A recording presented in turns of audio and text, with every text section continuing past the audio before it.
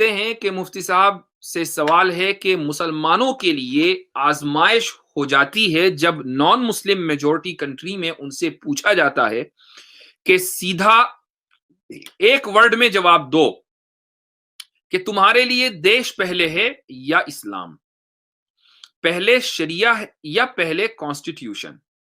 Especially France جیسے ممالک میں حالات اور نازک ہو جاتے ہیں، انہیں کیسے رسپونڈ کریں کہ ایز اے مائنورٹی مسلم کو کوئی فتنے کا اندیشہ نہ ہو۔ دیکھیے سیدھی سیدھی بات ہے کہ جس طریقے سے پتھر اور کھانے میں کوئی کمپیریزن نہیں ہے، آپ کے ایک ہے بھئی پتھر زیادہ ذائقے دار ہے یا کھانا یا بریانی، تو آپ یہ کہیں گے یہ کیسا موازنہ ہوا؟ پتھر بھی کوئی کھانے کی چیز ہے، یہ موازنہ ہی غلط ہے کہ دیش پہلے ہے یا اسلام، یہ یا کانسٹیٹیوشن پہلے ہے یا شریعہ، یہ موازنہ ہی غلط ہے۔ جس طریقے سے پتھر اور کھانے کے درمیان جو کمپیریزن ہے وہ غلط ہے، ایسے ہی یہ سوال کرنے والے کے ذہن کے اوپر اس کی عقل پر پتھر پڑے ہوئے ہیں کہ وہ اس طریقے کا سوال کرتا ہے۔ اگر آپ اس کے سوال کو ڈیبنک کر دیں، لیکن بہت سے لوگ اپنی جہالت کی وجہ سے آگے بڑھتے ہیں، کہتے ہیں کہ نہیں، ایسا ہو سکتا ہے کہ آپ کے ملک کا کوئی قانون ہو وہ اسلام کے خلاف ہو، تو اب آپ اسلام پہلے ہے یا ملک پہلے، دیش پہلے ہے، تو آپ کھل کر کہیے کہ اسلام پہلے ہے۔ دیش کے پہلے ہونے کا کوئی مطلب ہی نہیں ہے، کیونکہ دیش ان لوگوں کے نزدیک پہلے ہوتا ہے کہ جو دیش یا ملک کی یا مٹی کی پوجا کرتے ہیں۔ ہمارے نزدیک تو مٹی زمین کے نیچے رندنے والی چیز ہے، پوجا کرنے والی چیز نہیں ہے۔ ہمارا ملک ہمیں عزیز اس لیے ہے کہ وہ ہمارا وطن ہے، جس طریقے سے ہمیں اپنے گھر سے پیار ہوتا ہے، لیکن کیا انسان گھر کو تبدیل نہیں کرتا؟ گھر تبدیل کرتا ہے، ایک گھر سے دوسرے گھر میں چلا جاتا ہے، وہ اپنا گھر ہی نہیں بلکہ شہر تبدیل کرتا ہے، شہر ہی نہیں ملک تبدیل کرتا ہے۔ لیکن اسلام کے تعلق سے یا مذہب کے تعلق سے ایسا نہیں ہوتا کہ آج کوئی سا مذہب ہے کل دوسرا مذہب ہے۔ اکثریت ایسی ہے جو جس مذہب میں پیدا ہوئی اسی مذہب میں مر جاتی ہے، ایک بڑی تعداد ایسی ہے۔ اور اسلام میں تو یہ ہے کہ آپ نے ایک مرتبہ قبول کر لیا تو آپ کو چھوڑنا ہی ہے، تو آپ آئیں نہ آئیں تو پھر جائیں نہ۔ تو اسلام کو ایسا نہیں ہے کہ ایک صبح میں چھوڑ دیا، شام کو اختیار کر لیا، شام میں اختیار کر لیا، صبح میں چھوڑ دیا۔ لیکن دیش، مذہب، دیش، وطن، مکان، شہر، محلہ چاہے جس وقت چھوڑ دیں، کوئی فرق نہیں پڑتا۔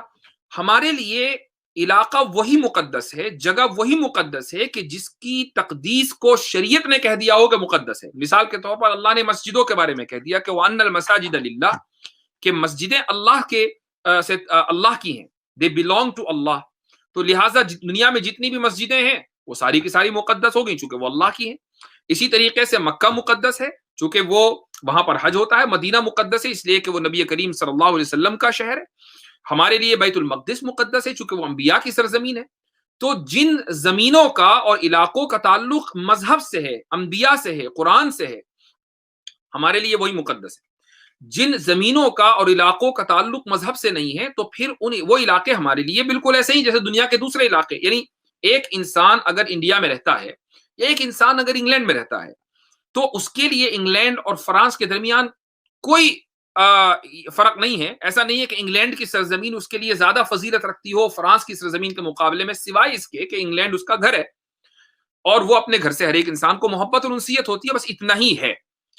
اس لیے آپ کو اور ہر انسان کو ڈنکے کی چوٹ پر یہ کہنا چاہیے کہ اگر کبھی ایسا ہوا کہ مذہب اور دیش کے درمیان اور ملک کے درمیان یہ اختیار دیا گیا کہ ایک کو چننا ہے تو اسلام کو چننا ہے، دیش کو چننے کا کوئی مطلب ہی نہیں ہے، چونکہ یہ جو پوری زمین ہے اللہ تعالیٰ نے یہ ہمارے لیے اس لیے بنائی ہے کہ ہم چاہے جہاں آباد ہو جائیں۔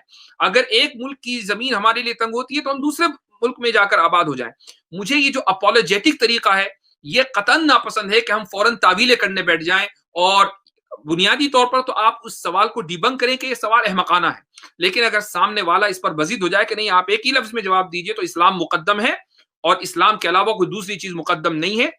کانسٹیٹیوشن اور شریعہ ان دونوں کے درمیان اگر ٹکراؤ ہو جائے تو ظاہر ہے کہ اگر کانسٹیٹیوشن مثلا ہم ایک مسلم مائنورٹی یا نان مسلم میجورٹی کنٹری میں اگر رہتے ہیں تو وہاں کا ایک دستور ہے، تو اب ہم نے اس دستور کے بنانے والوں یا اس ملک کے ساتھ، اس ملک کی دستور کے ساتھ ایک معاہدہ کیا ہے۔ مثلا انڈیا کا ایک دستور ہے تو اس دستور کے ساتھ مسلمانوں کا ایک معاہدہ ہے کہ بھئی جب تک یہ دستور ہے ہم اس دستور کے اوپر عمل کریں گے. اچھا, دستور کے جو بنیادی جو پوائنٹس ہیں, جو اس کا ایسنٹ ہے, یعنی جو اس کی جو اساس ہے, جو اس کی روح ہے, ہمارا معاہدہ اس کے ساتھ ہے کہ جس کے اندر مذہب کی آزادی ہے, مذہب کے اوپر چلنے کی آزادی ہے, وغیرہ وغیرہ.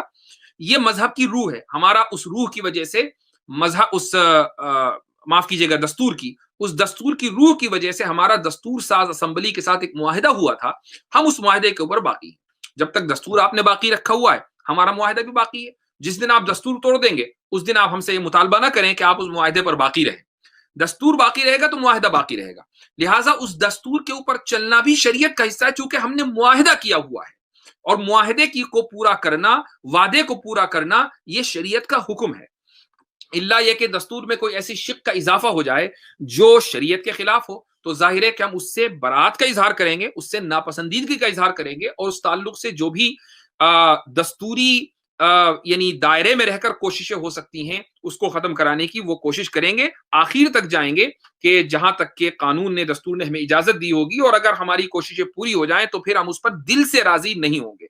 اس طریقے سے ایک مسلم مائنورٹی نان مسلم میجورٹی کنٹری کے اندر اپنی زندگی گزارتی ہے. تو بغیر کسی اپالوجی کے, بغیر کسی معذرت خانہ رویے کے آپ ڈنکے کی چوٹ پر کہیے کہ اسلام پہلے ہے, اور اگر اسلام پر عمل کرنے کی کسی ملک میں اجازت نہیں ملے گی تو اللہ نے پوری زمین کو اس لیے نہیں بنایا کہ خالی پڑی رہے, اس لیے بنایا کہ اس کو آباد کیا جائے. ہم نہیں, یہاں نہیں رہیں گے, کہیں اور چلے جائیں گے.